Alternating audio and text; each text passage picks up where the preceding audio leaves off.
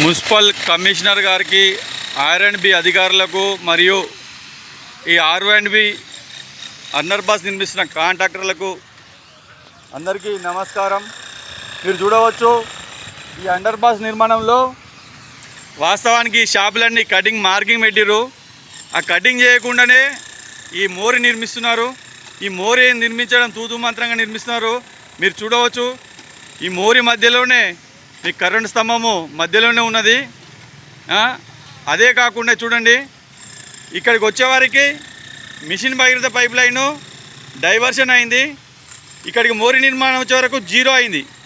ఇక్కడ మరి మీరు కటింగ్ చేస్తారా, మరి లేకపోతే ఆ పైప్ లైన్ మీద నీళ్ళు ఎలా వెళ్తాయి? మీ ఇంజనీర్ ఎవరు, దీన్ని ప్లాన్ చేసిన వారు ఎవరు? ఒకసారి చూడండి. ఇక్కడికి వచ్చే వరకు ఆ పైప్ లైను ఇక్కడ ఎత్తుగా ఉంటుంది.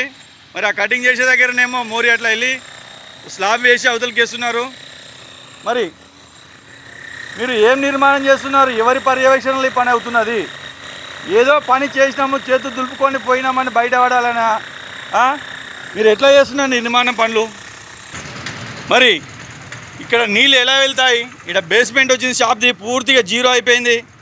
మరి ఇక్కడనేమో ఏ అధికారి లేడు, ఒక ఇంజనీర్ లేడు, ఒక పని వాళ్ళు కాంట్రాక్టర్ లేడు, ఎవ్వరు లేరు.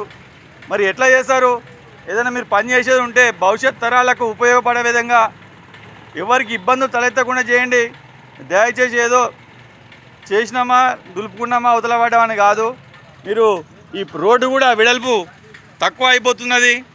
మరి షాపులు రేపు మోరు నిర్మించిన తర్వాత షాపుల వరకు ఎవరైనా వాహనాలు వస్తే పార్కింగ్ ఏడ ఉంటుంది? భారీ వాహనాలు ఏడెళ్ళాలి. రోడ్డు వెడల్పు చేయలేదు, ఏమీ చేయలేదు.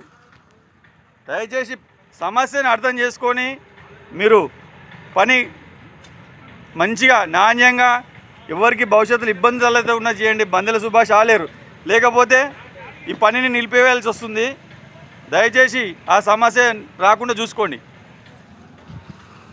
చూడండి, ఇక్కడ జీరో అయిపోయింది వచ్చేసే వరకు.